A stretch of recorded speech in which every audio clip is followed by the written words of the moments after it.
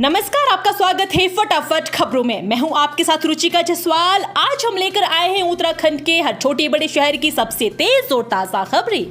तो चैनल को सब्सक्राइब कीजिए और वीडियो कहां से देख रहे हैं कमेंट बॉक्स में जरूर बताएं।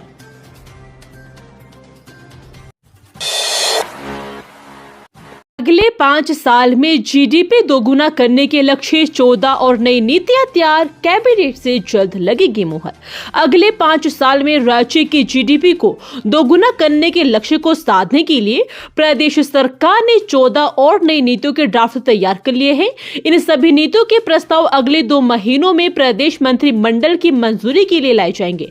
ये 14 नीतियां कृषि, अवस्थापना, पर्यटन, आयुष और वित्त विभाग की उन योजनाओं से जुड़ी है जिन्हें सरकार गेम चेंजर के रूप में मानकर चल रही है। इन योजनाओं के जरिए प्रदेश की धामी सरकार हितधारकों की आजीविका में वृद्धि के साथ लाखों रोजगार के अवसर भी पैदा करना चाहती है। सशक्त उत्तराखंड 25 के सरकार का 2027 तक राज्य के सकल घरेलू उत्पाद को 3,46,206 करोड़ से बढ़ाकर 5,47,000 करने का लक्ष्य है। उत्तराखंड में जल्द बदलेगा मौसम, 48 घंटे बाद बारिश और बर्फबारी की संभावना, देखे ताजा अपडेट। उत्तराखंड में मौसम शुष्क बना हुआ है और अगले कुछ दिन वर्षा के आसार नहीं है। हालांकि आगामी 29 नवंबर से पश्चिमी विक्षोभ के सक्रिय होने की आशंका है, जिससे हिमालय क्षेत्रों में मौसम करवट बदल सकता है। ऐसे में प्रदेश में तापमान में तेजी से गिरावट आने और वायु प्रदूषण कम होने की भी उम्मीद है। हालांकि मौसम विभाग ने अगले कुछ दिन पहाड़ों में पाला और मैदानी क्षेत्रों में कोहरे का प्रभाव बना रहने की आशंका जताई है। उत्तराखंड में अक्टूबर की शुरुआत में मानसून की विदाई के बाद से सूखा पड़ा हुआ है। ज्यादातर क्षेत्रों में पूरे अक्टूबर और फिर नवंबर में वर्षा नहीं हुई। दून समेत 5 जिलों में तो एक बूंद भी नहीं पड़ी। वहीं शेष जिलों में भी कहीं कहीं महज बूंदाबांदी ही दर्ज की गई। उत्तराखंड के इस जिले में बिजली विभाग की बड़ी कार्रवाई, 300 से ज्यादा लोगों के काटे कनेक्शन, जाने क्यों। घर रोशन कर बिजली बिल दबाने वालों से ऊर्जा निगम सख्ती से निपट रहा है। बार बार नोटिस भेजने के बावजूद बकाया ने जमा नहीं करने वालों के घर जाकर वसूली हो रही है। फिर भी रकम नहीं चुकाने वाले उपभोक्ताओं का बिजली कनेक्शन मौके पर ही काटा जा रहा है। सोमवार को भी हल्द्वानी के नगर और ग्रामीण क्षेत्रों में निगम कर्मियों ने 34 बड़े बकायेदारों के कनेक्शन काटे। इस दौरान कर्मचारियों से लोगों ने बहस भी की। विद्युत वितरण खंड नगर के अधिशासी अभियंता प्रदीप कुमार ने बताया कि गोजा जाली में शिविर लगाकर वसूली की गई। बकायेदारों ने कैंप में आकर 5.68 रुपए जमा करवाए। वहीं सूची में शामिल 16 बकायेदार सूचित किए जाने के बावजूद भी नहीं आए। ऐसे में टीम ने संबंधित उपभोक्ताओं के घर जाकर कनेक्शन काटने की कार्रवाई की। पहली बार हुई रोबोटिक विधि से वजन घटाने की सर्जरी, 110 किलो था 51 साल की महिला का वजन। अखिल भारतीय आयुर्विज्ञान संस्थान में रोबोटिक विधि से पहली वजन घटाने की सर्जरी की गई। यह सर्जरी संस्थान के सर्जिकल गैस्ट्रोएंटरोलॉजी विभाग के डॉक्टरों ने की है। गैस्ट्रोएंटरोलॉजी विभाग के सर्जन डॉक्टर लोकेश अरोड़ा ने बताया कि 51 वर्षीय एक महिला मोटापे संबंधित बीमारी के साथ ही हाई ब्लड प्रेशर, जोड़ों के दर्द और थायराइड की समस्या से जूझ रही थी। महिला का वजन 110 किलोग्राम था। महिला पहले जनरल मेडिसिन की ओपीडी में आई थी, जहां से विभिन्न जांचों के आधार पर बीमारी का पता लगा। 28 नवंबर को LBS एकेडमी पहुंचेंगे गृह मंत्री अमित शाह। मुख्य सचिव ने तैयारियों को लेकर की बैठक। मुख्य सचिव राधा रतूड़ी ने केंद्रीय गृह मंत्री के 28 नवंबर को लाल बहादुर शास्त्री प्रशासन अकादमी मसूरी के भ्रमण कार्यक्रम को लेकर अधिकारियों के साथ बैठक की। इस दौरान सुरक्षा एवं अन्य आवश्यक सुव्यवस्थाओं की तैयारियों की जानकारी भी ली। मैदानी क्षेत्रों में कोहरा शुरू होते ही ट्रेन की रफ्तार पर लगा ब्रेक, यात्रियों की बड़ी परेशानी। मैदानी क्षेत्रों में कोहरा शुरू होते ही देहरादून से संचालित होने वाली ट्रेनों की रफ्तार पर ब्रेक लग गई है।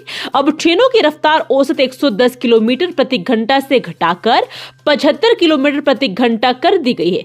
इससे ट्रेनें गंतव्य तक पहुंचने में अधिक समय ले रही है। इस कारण ट्रेनें गंतव्य तक पहुंचने के लिए तेज से अधिक समय ले रही है। देहरादून से दिल्ली, हावड़ा, सूबेदार दीदारगंज, लखनऊ, आनंद विहार, टनकपुर, ओखा, नई दिल्ली, काठगोदाम और कोटा समेत अन्य रूटों पर संचालित होने वाली करीब 16 ट्रेनों की लोको पायलटों को FSD दे दी गई है।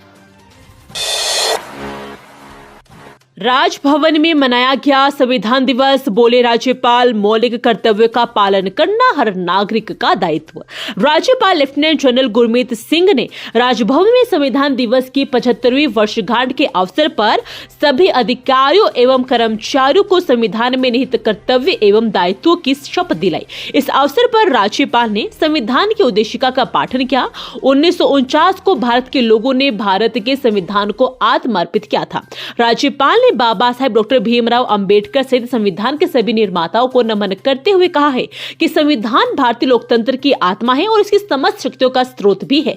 राज्यपाल ने कहा कि स्वतंत्र भारत के संविधान निर्माण के ऐतिहासिक कार्य में देश के अनेक महामनीषियों ने के परिश्रम और महान विचारों की व्यापकता से एक लोक कल्याणकारी संविधान की मजबूत संरचना संभव हुई थी। हिमालय राज्यों की हवा भी लगातार होती जा रही जहरीली। दिल्ली के प्रदूषण से पहाड़ की हवाओं में तेजी से बढ़ा PM 2.5। दिल्ली में जहरीली होती हवा का असर अब हिमालय राज्यों में भी दिखाई देने लगा है। यहाँ ही हवाओं में भी पार्टिकुलेट मैटर में खतरनाक वृद्धि देखी गई है, जिससे एयर क्वालिटी इंडेक्स भी सुरक्षित सीमा से कहीं अधिक हो गया है।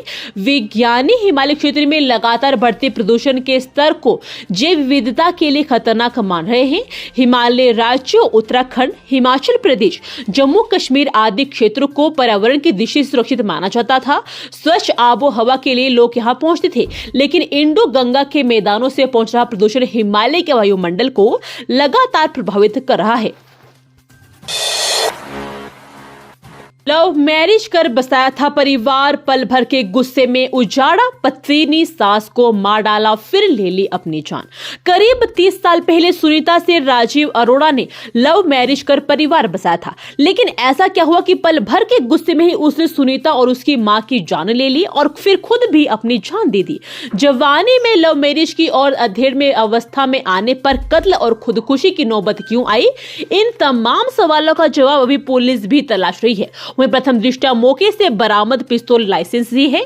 पुलिस अधिकारियों के मुताबिक मूल रूप से आर्य नगर ज्वालापुर के रहने वाले राजीव अरोड़ा ने करीब 30 साल पहले सुनीता से लव मैरिज की थी।